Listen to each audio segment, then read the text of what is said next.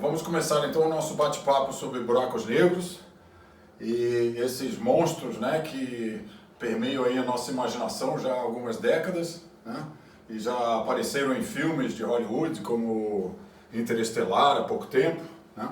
Então o que eu vou procurar mostrar para vocês aqui nesse bate-papo é como que esses buracos negros são formados na natureza, né, o que eles são, e onde que os astrônomos mais modernamente têm conseguido achá-los, né, no universo. Tá? Então, para motivar a nossa conversa, eu estou mostrando aqui 4 ilustrações, tá, onde a gente acredita que se encontram buracos negros na natureza. Tá?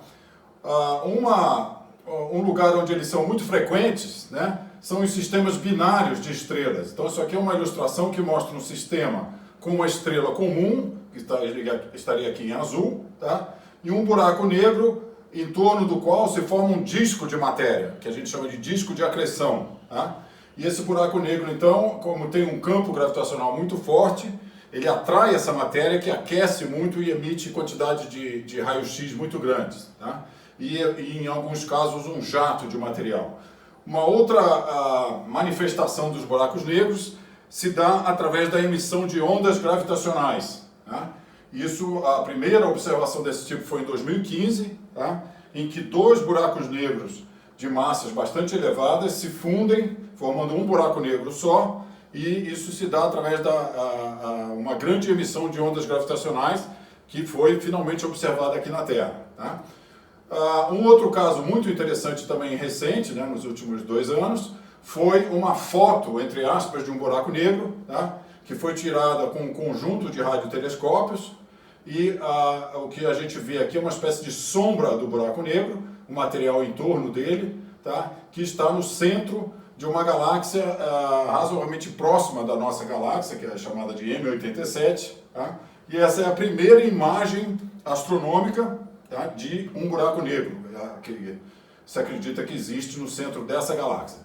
E aqui também, para exemplificar, né, essa é a famosa galáxia M31, que é a grande galáxia de Andrômeda, e só para exemplificar que hoje os astrônomos têm bastante razões para acreditar que no centro de todas as grandes galáxias deve existir um buraco negro, inclusive da nossa galáxia Via Láctea. Tá?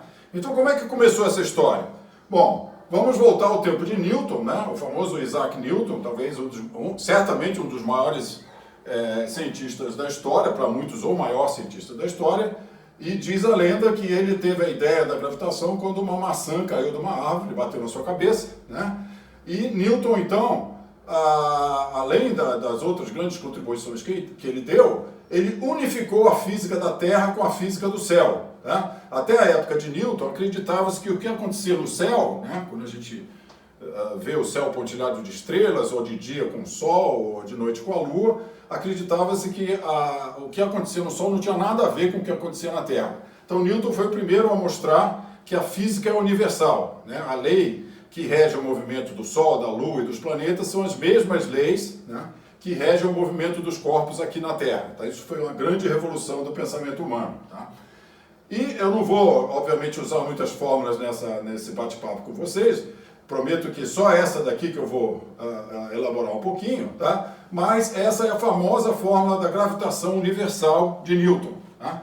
E simplificando muito, né, o que ele disse de uma forma geral é o seguinte: se você tem um corpo, né, imagina a Terra aqui de massa M grande, tá? E se você tem um corpo pequenininho próximo dessa massa M grande, esse de massa M pequena, tá? Existe uma força que é dada pelo produto das massas, vezes uma constante, que é chamada de constante de gravitação universal, tá? E dividido pela distância entre os 2 corpos elevado ao quadrado. Tá? Nesse caso aqui, esse corpo é muito grande, então uma das obsessões de Newton era mostrar, porque ele tinha essa intuição, era mostrar que o corpo de uma esfera, ou a força de uma esfera homogênea sobre um corpo pequeno, era a mesma força do que seria caso essa massa estivesse toda concentrada no centro da esfera. Tá?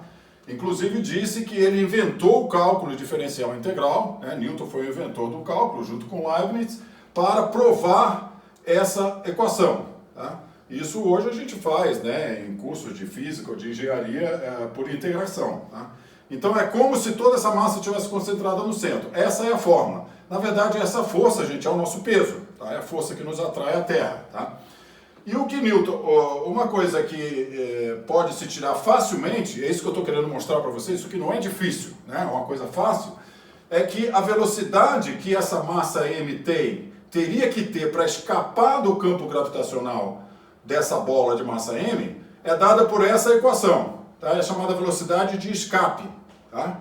Ou seja, se eu quiser lançar uma pedrinha, tá? Para fora da Terra, e para que ela escape do campo gravitacional da Terra, ou seja, eu jogo a pedra para o alto, ela nunca mais volta. Tá? Eu teria que lançar essa pedra com 11,2 km por segundo de velocidade, caso não existisse atmosfera. A gente sabe que existe atmosfera, tem a resistência do ar, etc. Se fosse vácuo, né, era 11,2 km por segundo, que é uma velocidade enorme, vocês imaginam. Né?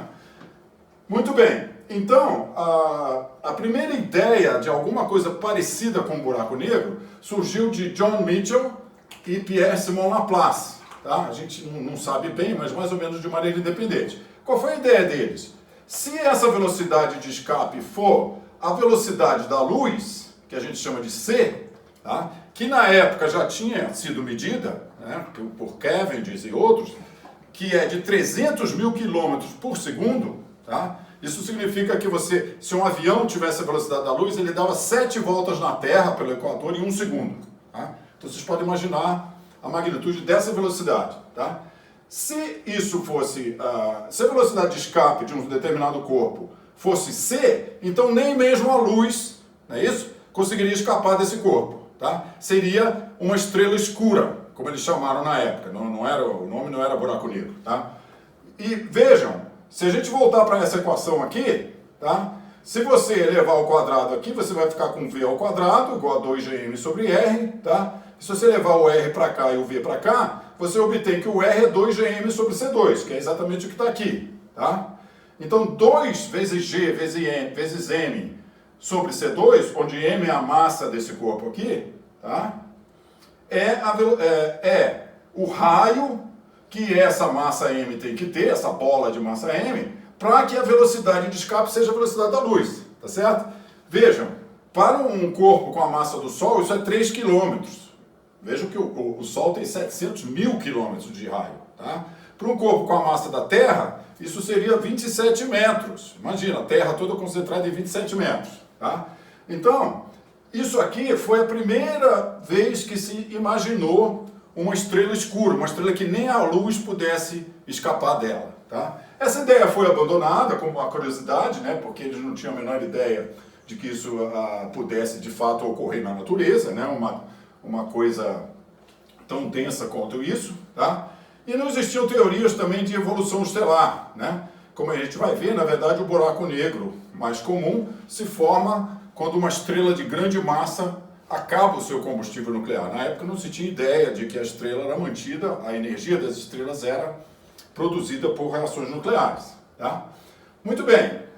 Aí vem Albert Einstein, né? O famoso Einstein. Em 1915 ele desenvolve a sua teoria da gravitação, que é equivalente à teoria da relatividade geral, tá?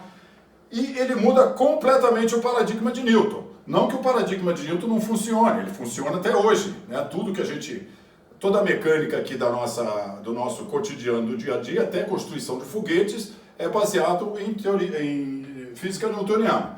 Mas ele descreve a gravidade agora não como uma força mágica atuando instantaneamente à distância, tá? Como é a força de Newton, mas como a curvatura do espaço-tempo, provocada pela presença de massa ou energia, porque pela famosa fórmula E igual a mc2, que é a fórmula mais famosa da história, né?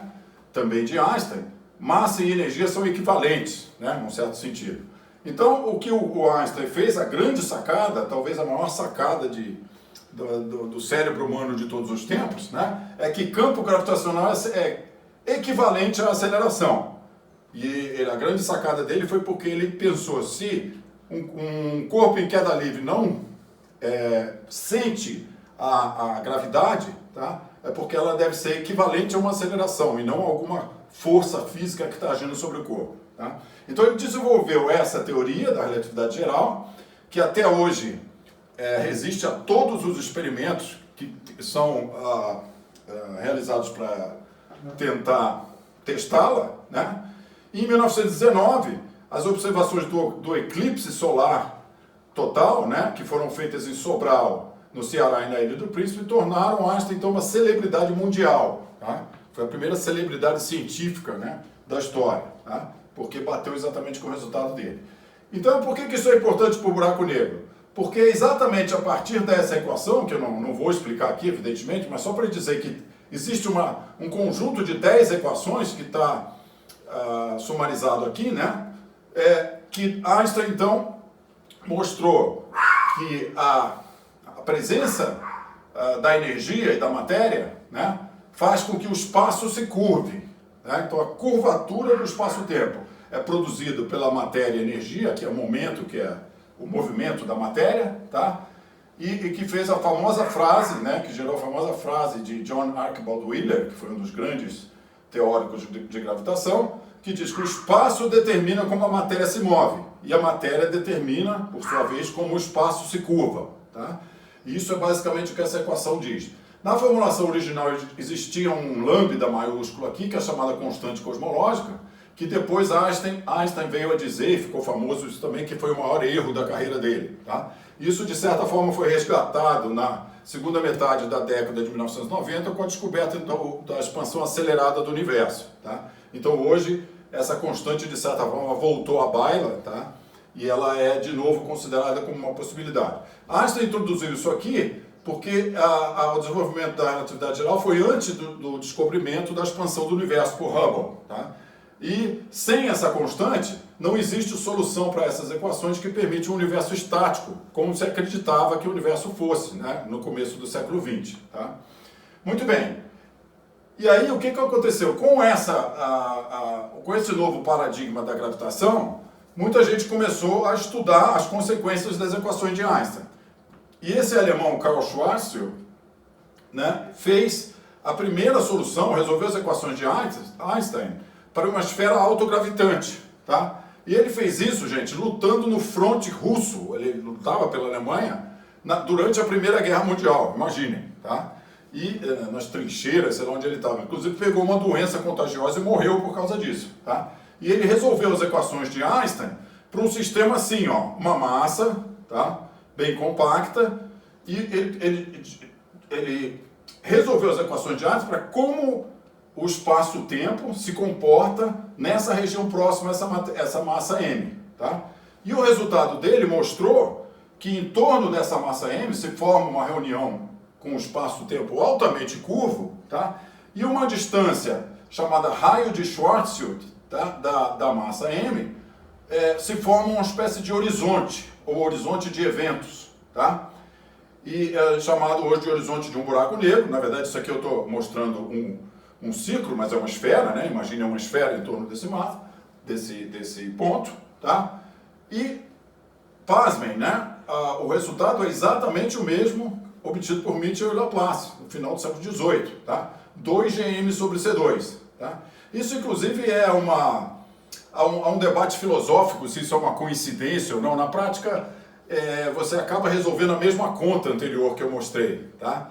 Mas é no âmbito da relatividade geral. Tá? Então, essa distância aqui é a distância além da qual, tá, tudo que entrar dentro desse horizonte nunca mais volta. Tá? E ele nunca mais volta não é porque se o foguete entrar aqui ele não vai ter propulsão suficiente, não. É porque o espaço-tempo aqui dentro não permite que ele volte. Tá? Qualquer coisa que tiver aqui dentro vai inexoravelmente ser atraída para o centro do buraco negro. Não importa quanto de propulsão ela tenha. Tá? Então isso é uma característica muito básica do buraco negro. E, bom, Schwarzschild fez essa solução, né? Eu gostaria de mostrar essa animação aqui para vocês para dar uma ideia do que é o buraco negro. Tá? O buraco negro é uma deformação da estrutura do espaço-tempo. Então isso aqui é uma analogia bidimensional. É como se eu tivesse o tecido do espaço-tempo, tá? E num certo local ele é tão empenado, tá certo? Que existe um buraco, né? Infinito, digamos assim, onde tudo entra e nada consegue sair, tá? Dentro desse horizonte. Vocês podem imaginar o horizonte de eventos como aqueles salmões, né, que ficam tentando subir as corredeiras de um rio, mas a maior velocidade que ele consegue nadar é menor do que a velocidade da corredeira do rio. Então ele nunca consegue superar a corredeira do rio e sair daquele ponto. É mais ou menos assim, né? Quer dizer, a velocidade é parecido com aquele cálculo que eu mostrei de que a velocidade de escape teria que ser maior do que a velocidade da luz naquele ponto, tá? Então isso aqui é o buraco negro, é uma ruptura, né, uma singularidade, é uma ruptura do espaço-tempo naquele ponto em torno do qual se forma um horizonte, né, naquela distância 2gm sobre C2, de nada escapa, tá? Bom, existe um grande número de cientistas importantes na história dos buracos negros, eu vou só citar alguns. Roy Kerr, por exemplo, que inclusive eu tive a felicidade de encontrar, conversar com ele, porque ele ainda é vivo, né? Ele obteve uma solução das equações de Einstein para os buracos negros em rotação. Então, além do buraco negro ter aquele horizonte 2gm sobre C2, ele imaginou que ele estivesse em rotação. E aí a coisa muda de figura, né? Tem um efeito de arrasto dos referenciais, vários outros efeitos, e tem toda uma métrica, que é uma maneira de se medir distâncias, né, atribuída a Kerr. Tá? Wheeler, John Archibald Wheeler, um astrônomo americano, ele que cunhou o termo buraco negro, tá, em 1968, né, que vejam que foi muito tempo depois. Tá? E foi um dos maiores teóricos da relatividade geral, assim como outros, mas ele é muito importante nessa história. E Stephen Hawking, né, que morreu recentemente, acho que todo mundo conhece, que ele estudou propriedades termodinâmicas e quânticas, né, dos buracos negros. Tá? Ainda estamos longe de ter uma teoria de relatividade quântica, né, o casamento da relatividade geral com a mecânica quântica, mas ele estudou importantes propriedades, inclusive que os buracos negros poderiam irradiar, né, chamada radiação de Hawking. Né? Eles podiam até, se dado uma grande escala de tempo, evaporar-se. Tá? Então, isso aqui foi na época, aí na segunda metade da década de 1960, década de 70, que foi chamada Idade de Ouro do estudo teórico de buracos negros. Tá? Bom, agora vamos ver como é que eles se formam. Né? Então, só recordando rapidamente como que a história do universo se deu, segundo a teoria mais aceita, né? Depois do Big Bang, né, no instante zero, isso aqui é só um gráfico ilustrativo, tá, gente? O espaço é nessa direção e o tempo nessa direção, tá? Porque a gente não pode fazer um gráfico de 4 dimensões aqui, tá? E depois de 400 mil anos a matéria e a radiação se separaram, houve uma época escura, né? Porque não existiam as primeiras estrelas e nasceram as primeiras estrelas, que é o chamado First Light, tá? Cerca de 560 milhões de anos. Aqui as primeiras estrelas ionizaram o universo, então é a chamada época da reionização, né? Aqui se formaram os primeiros átomos de hidrogênio, de hélio, e as primeiras estrelas eram gigantes, tá? Elas viviam poucos, eram pouco metalizadas e eram gigantes. Então muitas delas devem se transformado em buracos negros nessa época. Tá? E até hoje, então, a gente tem a formação de estrelas, galáxias, etc. E muitas delas podem ter se formado em buracos negros. Gostaria de lembrar que as observações astronômicas, né, inclusive de sistemas com buracos negros, se dão em todos os comprimentos de onda, né, desde a faixa de rádio, que pode ser observada do solo, passando por micro-ondas, infravermelho, na faixa do visível, que pode ser feita da Terra também, mas com mais vantagem ainda do espaço, e na faixa de ultravioleta, raio-x e raios gama. Particularmente na faixa de raio-x, é uma faixa muito importante para o estudo de buracos negros, porque a matéria que está nas vizinhanças dos buracos negros e se acumula nas vizinhanças e eventualmente até cai sobre o buraco negro, antes de entrar no horizonte de eventos, geralmente é muito aquecida, tá? E tão aquecida que ela emite na faixa de raio-x, primeiramente. Então, os satélites de raio-x, né, que desde o começo da década de 70 estão no espaço, tiveram uma importância enorme no estudo de buracos negros. Tá? Outra técnica que não é a radiação eletromagnética, né, são as ondas gravitacionais. Então, as ondas gravitacionais foram previstas também por Einstein, tá? É uma consequência da relatividade geral, tá? Não dá tempo de a gente entrar em detalhes aqui, mas vocês todos devem ter ouvido falar que recentemente esses grandes observatórios que trabalham com interferência de laser, né, em braços de 4 quilômetros aqui, são 2 nos Estados Unidos e 1 na Europa, e outros vão entrar em operação. E descobriram, então, finalmente, detectaram as chamadas ondas gravitacionais produzidas por a colisão, né? A colisão final de 2 buracos negros que estavam girando um em torno do outro. Tá?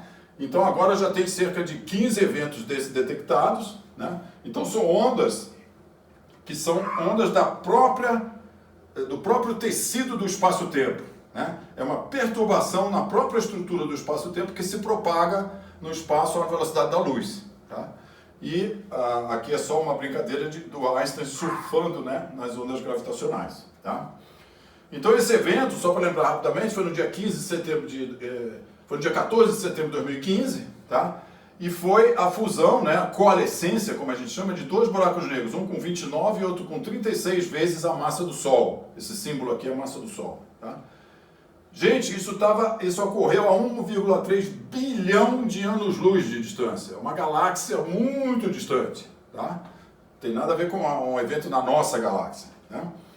E foi um evento que, só em termos de energia, ele emitiu 3 massas de repouso do Sol. É como se o Sol, 3 vezes o Sol inteirinho, sumisse e virasse tudo energia, de repente. Tá? Isso tudo só em forma de ondas gravitacionais. Tá? Bom, então como é que se formam esses buracos negros? Bom, a teoria de evolução estelar, hoje bastante bem estabelecida, diz que estrelas com massa menor do que a da ordem de 8 massas solares se tornam anãs brancas. Tá? Anãs brancas, para a massa do Sol, tem aproximadamente o tamanho da Terra, e num trabalho brilhante de Subrahmanyam Chandrasekhar, né, que foi um astrofísico indiano, que na década de 30 fez um trabalho seminal, né, que chegou a um valor máximo para uma estrutura desse tipo, tá, que é suportada por pressão degenerada de elétrons. Tá?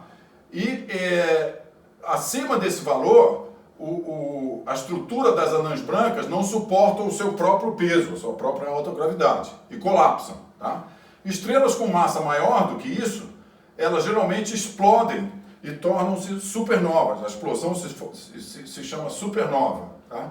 E aí, ou elas se tornam estrelas de nêutrons, tá? Que são, na verdade, núcleos atômicos gigantes, porque é a densidade de um núcleo atômico e formada essencialmente de nêutrons e algumas outras partículas, tá? E que as teorias atuais mostram que elas só podem ter até 2,3 massas solares de massa. Tá? Também, a partir desse valor, elas não suportam o seu próprio peso. Tá? E, tipicamente, elas têm 10 km de raio, para uma massa típica de 1,4 massas solares, que as massas medidas são tipicamente dessa ordem. Um físico que foi muito importante para esses estudos foi Robert Oppenheimer, né, que inclusive foi muito polêmico por causa do seu trabalho no projeto Manhattan, né, do projeto da bomba atômica, mas ele foi também um físico teórico brilhante e trabalhou bastante com buracos negros e estrelas de nêutrons. Né? Ou isso aqui se torna um buraco negro, geralmente se a massa for na parte superior. Né? E para um buraco negro típico de 10 massas solares, você tem um horizonte a 30 km do centro. Tá? Na verdade, não se sabe direito, mas pode ser que buracos negros sejam formados sem uma explosão, tá? Que eles chamam de colapso silencioso. Tá? Ou seja, a estrela simplesmente implode e se torna um buraco negro sem que haja uma grande explosão. Tá? Só para vocês terem uma ideia, uma anã branca, ela é tão densa que uma colher de chá de uma anã branca pesaria o equivalente a 20 elefantes. Tá? Uma colherzinha de chá. E de uma estrela de nêutrons, seria a população da Terra inteira, nessa colherzinha de chá, ou 800 superpetroleiros. Tá? Então, só para vocês terem uma ideia da densidade do material que a gente está falando. Por isso que eles são chamados de objetos compactos. Tá? Isso aqui é só uma animação que mostra as fases finais de evolução de uma estrela massiva. Tá? Então, o que acontece no núcleo dela? Ela está queimando hidrogênio, formando hélio. Quando acaba o hidrogênio, ela implode um pouco, tá? E começa a queimar hélio produzindo carbono, nitrogênio e oxigênio. Um ciclo CNO, bem conhecido. Aí esse ciclo gera mais energia ainda. Ela incha, vira uma supergigante vermelha. Tá?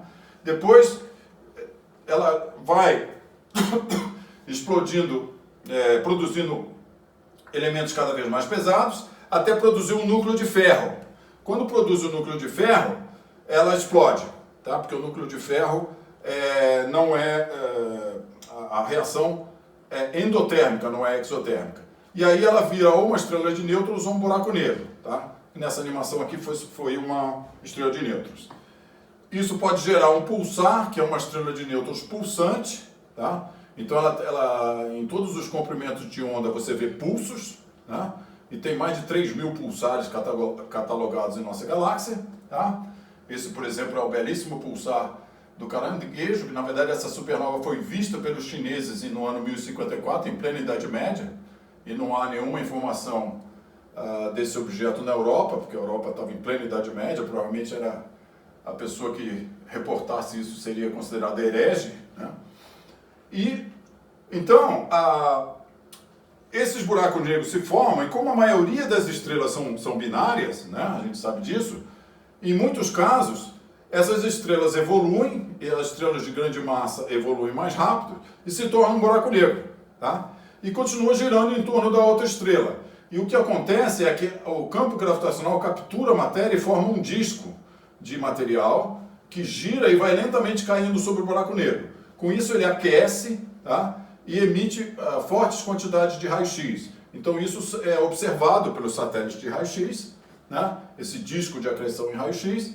Isso é visto no óptico, porque a estrela companheira é visível na faixa óptica do espectro, tá? E em alguns casos, e alguns desses sistemas são chamados de microquasares, um jato de matéria produzido, tá?